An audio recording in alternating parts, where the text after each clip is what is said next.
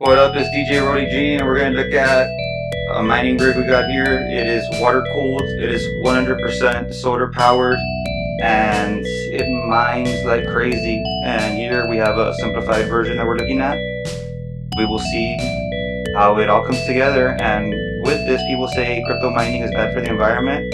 Well, right here we got free money, baby, and you know what's given it to us? Our sun.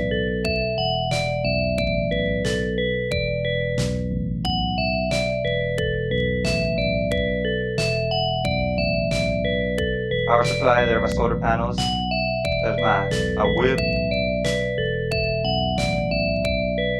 there's my battery pack. You see the alligator clips? I put that there. Yeah, there's our solar panel again. And there's the graphics card. Each graphics card has its own water cooler and solar panel set. There's the MPPT and the inverter. So yeah, that's what we do. What it do, Rody G on the feet.